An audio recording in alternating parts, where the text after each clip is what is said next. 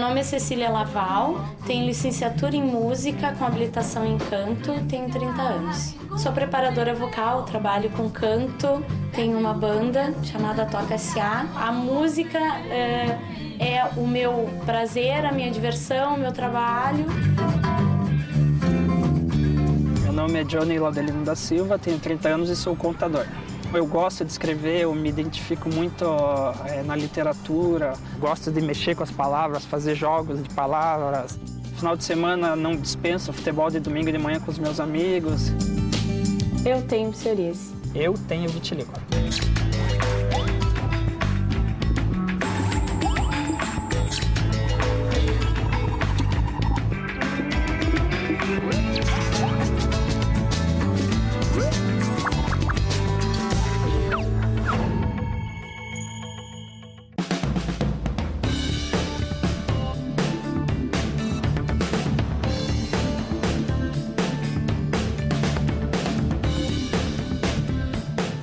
A pele é um órgão externo. Por isso, doenças que atingem a pele normalmente têm um impacto muito grande na imagem de uma pessoa, o que muitas vezes expõe o portador a situações embaraçosas e constrangedoras. Por falta de informação, algumas pessoas pensam que vitiligo e psoríase são doenças contagiosas ou as associam à falta de higiene e podem assumir uma atitude negativa diante de um portador. O preconceito e a discriminação levam pessoas que têm psoríase ou vitiligo a um isolamento social que pode fazer mais mal do que a própria doença.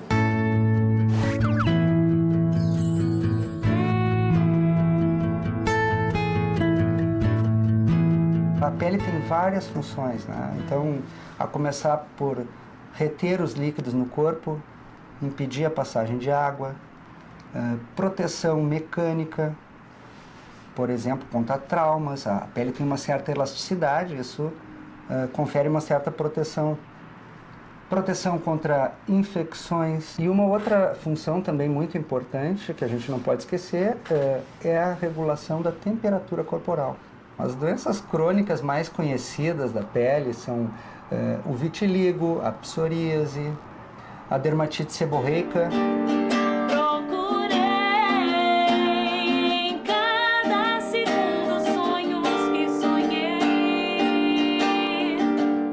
Me fala um pouquinho como é que surgiu a música na tua vida. Então, acho que a vida foi me levando, né, para isso, porque venho de uma família de músicos. Meu pai é saxofonista, meu irmão, desde muito cedo, sempre teve banda. Quando precisei fazer vestibular, acabei optando por fazer vestibular de música e me formar nisso.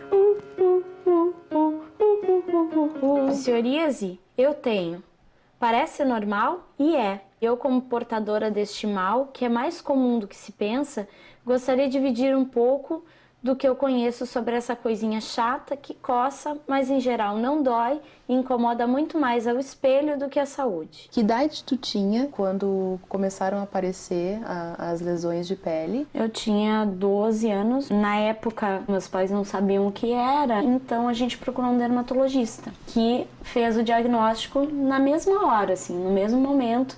Ela abriu o cabelo, né, pra olhar e já disse o que era. E aí, a partir daí, ela explicou que não tinha uma causa definida, que não teria cura, que é um vai e vem, né, que vai me acompanhar pro resto da vida. Isso te assustou, assim? Num primeiro momento, sim. Claro que assusta, né, ainda mais que a gente não entende exatamente o que é.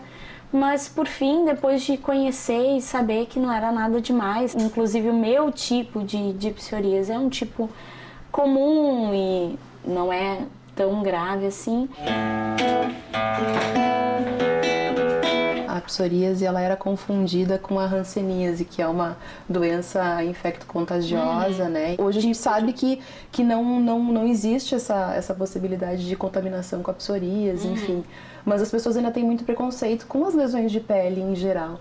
Tu sofreu alguma coisa desse tipo? Não, porque em parte eu tive sorte. As minhas lesões eram 90% no couro cabeludo, ou então lugares que as pessoas não viam.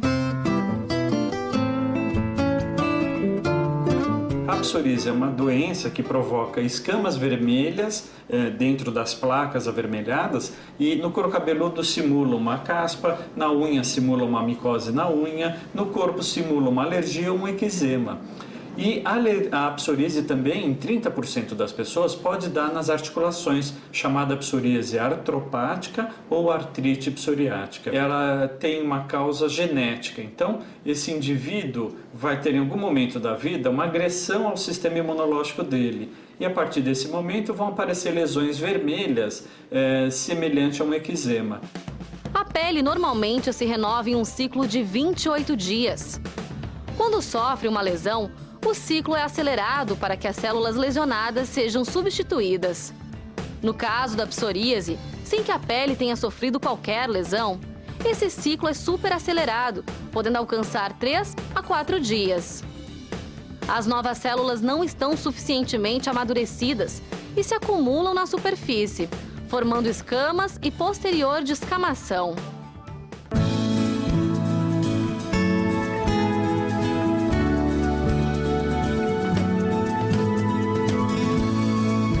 O amor pelo Curitiba, assim, é algo que é até inexplicável, assim, porque às vezes eu deixo de fazer alguma coisa para vir nos jogos.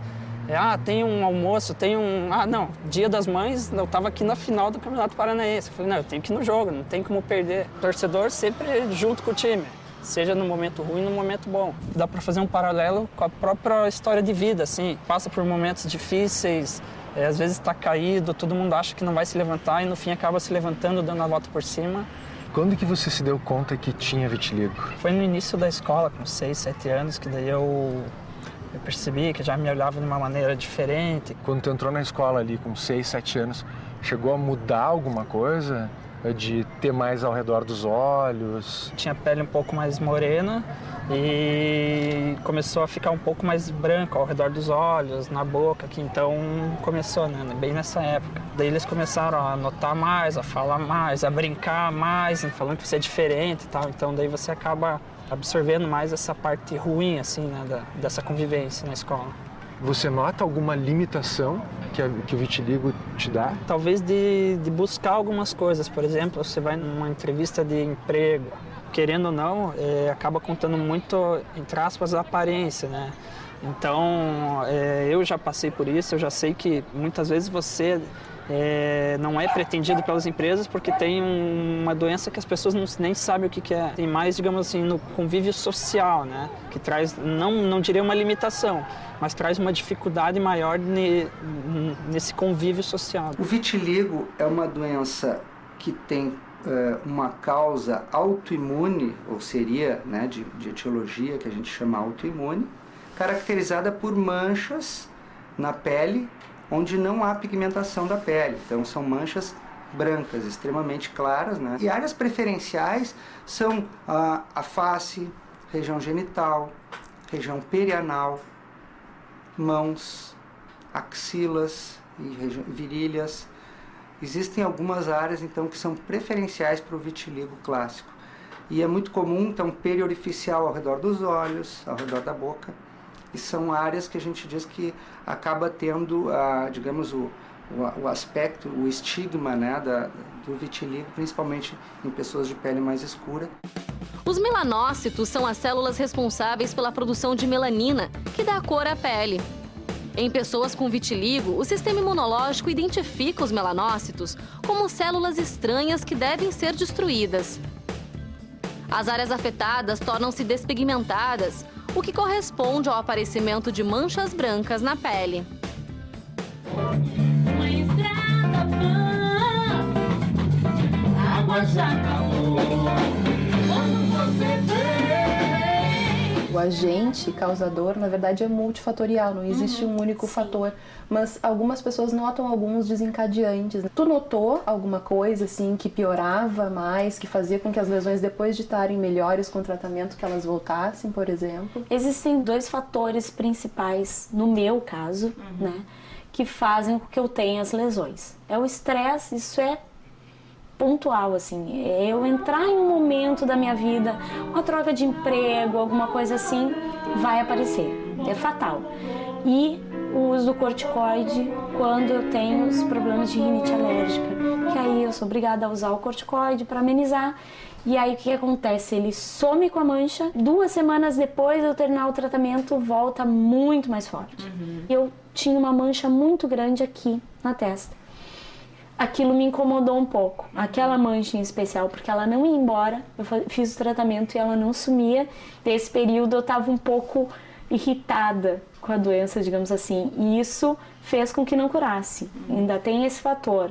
Quanto mais a gente se preocupa, quanto mais a gente cria essa ansiedade em torno da doença, mais difícil de curar. E em algum momento, o fato de tu ter psoríase te impediu que tu fizesse alguma coisa por vergonha? E no primeiro momento teve esse choque, teve um pouco, né, de ansiedade de não curar, medo de não curar, né? Tinha que fazer o tratamento, eu era um pouco resistente ao tratamento devido ao cheiro do remédio que era muito forte, né? Então tinha vergonha mesmo chegar perto das pessoas e sentirem aquele cheiro. Mas foi nos primeiros meses até eu conseguir limpar, né, as lesões. Depois que limpou as lesões, daí foi tranquilo.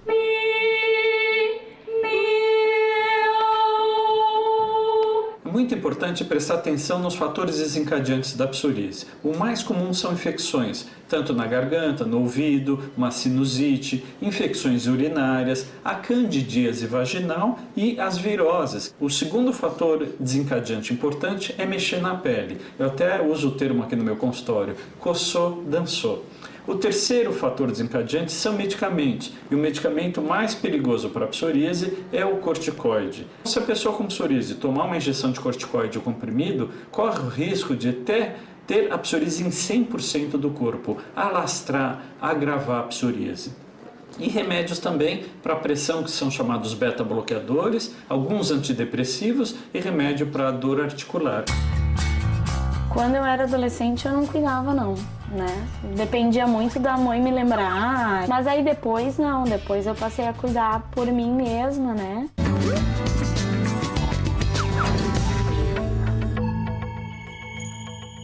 As doenças de pele, por serem aparentes, podem causar certo constrangimento e vergonha para o paciente. Muitos sofrem preconceito e se isolam socialmente.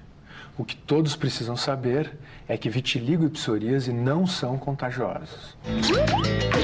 Sobre doença de pele, eu queria falar principalmente sobre câncer. Câncer de pele, vitiligo, micose nas mãos, nos pés.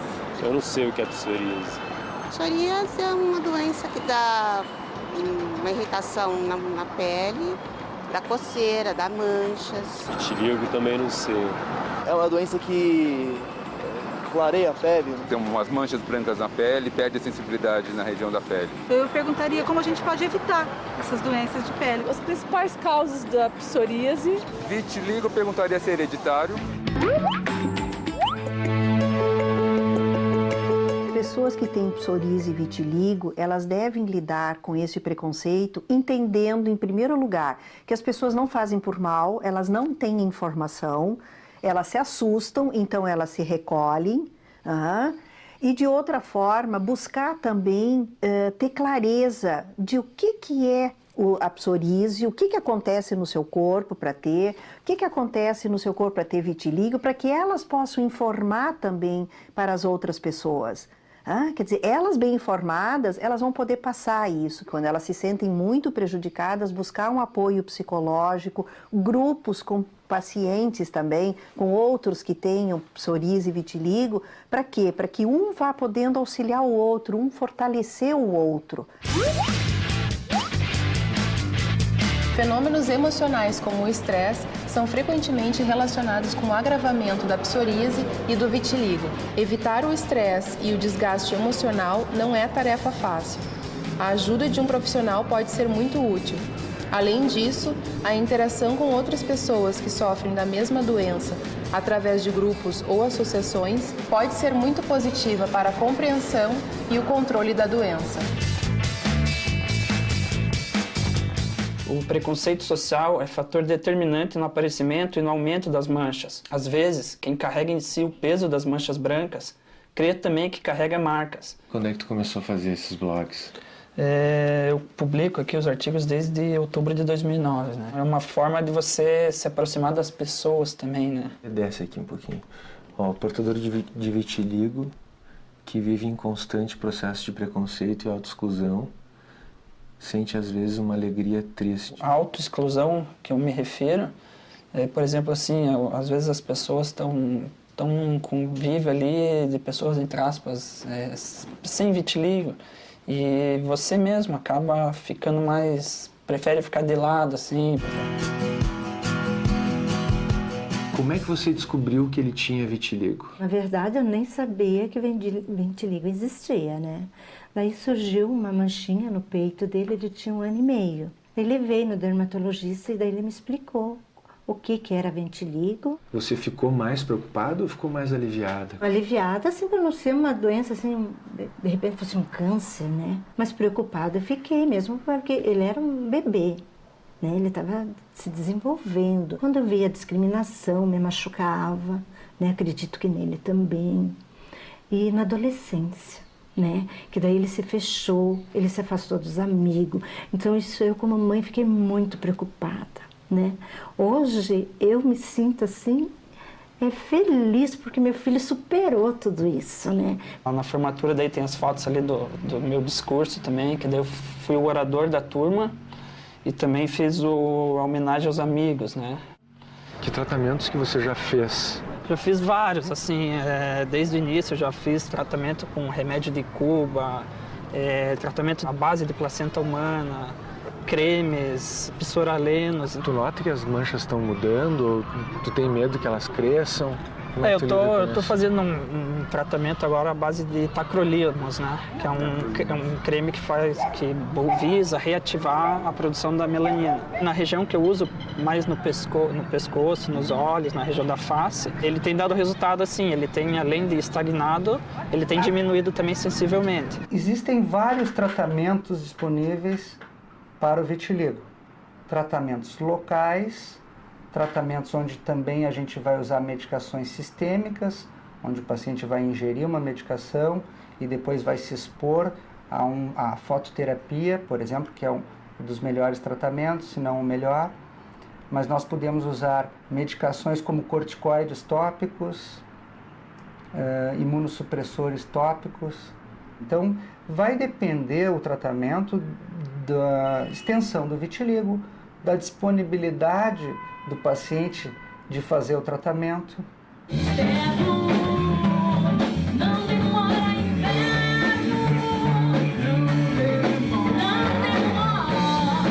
No que consistiu o teu tratamento para psoríase? Nenhum medicamento via oral, foi mais loção que eu colocava direto no couro cabeludo, né? E tinha depois a loção tinha que ir um pouquinho para o sol, para o remédio fazer efeito, enfim. E tinha um shampoo. Como é que era a tua adesão à tua disciplina? Quando eu era adolescente eu não cuidava não, né? Dependia muito da mãe me lembrar. Mas aí depois não, depois eu passei a cuidar por mim mesma, né? Eu passo hidratante, mas também não é muito. É mais o remédio mesmo, um creme. Nesse momento a tua psoríase ela tá controlada. Eu tenho algumas lesões, mas são assim em lugares localizados e pequenas, fáceis de cuidar. Vem para a necessidade por força das circunstâncias. Sou assim desde criança, me criei meio sem lar. As primeiras lesões que a gente percebeu foi, na época ela era prenda de um CTG. E a gente ia fazer o cabelo dela e a gente viu que atrás da orelha tinha alguma coisa avermelhada. Daí uma vez ela viajou, um grupo, né, de prendas também, e quando ela voltou com aquilo mais intenso. E foi daí que a gente procurou um dermatologista. No princípio da doença até foi difícil para nós, principalmente para ela, porque a doutora já deu aquela medicação assim de cara. Era muito difícil usar. Horrível. E ela ficava braba porque tinha que ir pro colégio com aquilo cheirando.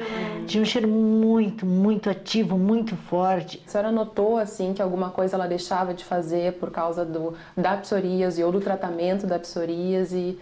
Não, acho que não, né? O que mais incomodava era a coisa do cabelo. Era só esse cheiro e a coisa do cabelo. A gente fazia as atividades no CTG e a maioria das meninas prendia o cabelo e fazia penteados diferentes e tal. E eu não podia fazer, eu tinha que estar sempre com o cabelo solto porque aparecia aquilo. Os tratamentos para psoríase variam muito conforme a quantidade. Se a pessoa só tem algumas lesões no cotovelo, joelho e couro cabeludo, dá para usar tratamentos apenas de medicamentos tópicos, shampoos, cremes ou pomadas. E se a pessoa tem lesões um pouco mais extensas no corpo, a gente usa o banho de luz chamado fototerapia, que pode ser ultravioleta A ou ultravioleta B. Porém, se a pessoa tem a psoríase na articulação ou mais de 30% do corpo, é obrigatório remédio via oral ou injetável. Uma forma boa de prevenir é comer bem, uma alimentação saudável, não fumar, não beber e entender que a psoríase não é emocional. A psoríase é uma doença genética e ligada ao sistema imunológico, chamado imunomediada.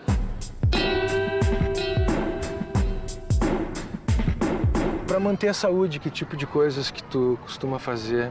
Busco sempre praticar esportes, tenho praticado corrida de rua, né, de 5, 10 quilômetros. Às vezes eu venho aqui mesmo no Parque Barigui treinar, não dispenso jogar o futebol pelo menos uma vez por semana. É uma sensação que me dá assim de se sentir bem, de se sentir à vontade, de se sentir livre, tanto para esporte quanto para lazer. O futebol talvez seja uma das maiores paixões da minha vida. A gente sabe que o vitiligo, quanto mais cedo se trata, melhor resposta dá. Quanto mais antigo o vitiligo e em área de trauma sem pelo, por exemplo, o ossinho do dedo da mão, mais difícil vai ser. Então o vitiligo no rosto responde mais rápido do que o do corpo e o último a responder são áreas de atrito. Então, é totalmente imprevisível e isso cria muita ansiedade. Então, por isso que tem que ter uma boa relação entre o médico dermatologista e o paciente e seu familiar para não cobrar em um mês uma melhora. Vem cá. Hoje em dia, tentar controlar o estresse é super complicado, né? Como é que tu faz isso até como uma medida de controle da tua doença, né? Procuro ter bastante tempo para mim, né?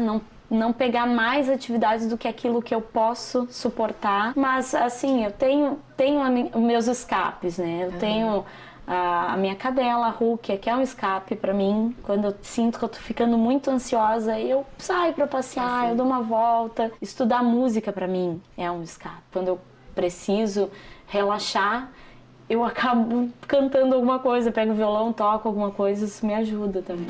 Como se ele estivesse aqui, como se já não fosse fugir, pra nunca mais.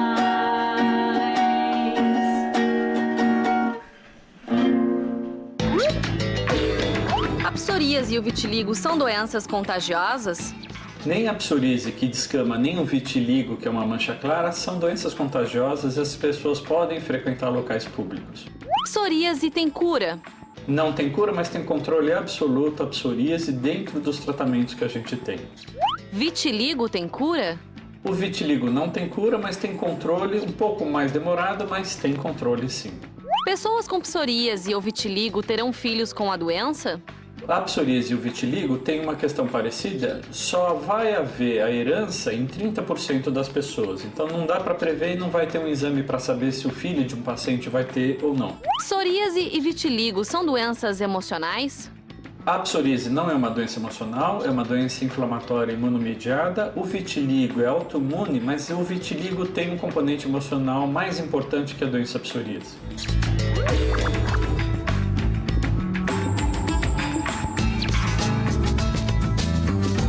Henrique, uma questão que eu acho muito importante sobre psoríase e vitiligo é que as pessoas têm que conhecer melhor o seu corpo. Se olhar no espelho, examinar a sua pele, saber direitinho quais são os sinais, as manchas, né, que elas já possuem, né, e poder identificar lesões que aparecem, que são novas e que não somem. Tanto a psoríase quanto o vitiligo não tem cura, mas a gente consegue muitas vezes controlar. Eu acho que de certa forma é natural um estranhamento das pessoas com alguém que tem uma mancha muito diferente, né? Ou então uma lesão de pele que descama. É natural esse estranhamento, mas se as pessoas tiverem conhecimento de que não é contagioso, esse estranhamento ele acaba sendo diluído, né? A gente tem informação, vai melhorar o contato social dessas pessoas que têm esse sofrimento, às vezes, forte, intenso. Então, acho que a orientação de que não é uma doença contagiosa e que essas pessoas podem conviver com as outras sem ter essa preocupação, é importante a gente deixar bem claro. Ser saudável para mim é ter uma vida equilibrada, sem nada em excesso, sem nada faltando, uma vida plena. Ser saudável para mim é cultivar bons sentimentos, cultivar boas amizades, ajudar ao próximo e principalmente estar em paz consigo mesmo. Perdeu algum de nossos programas? Ele pode ser assistido na internet. Visite nosso site.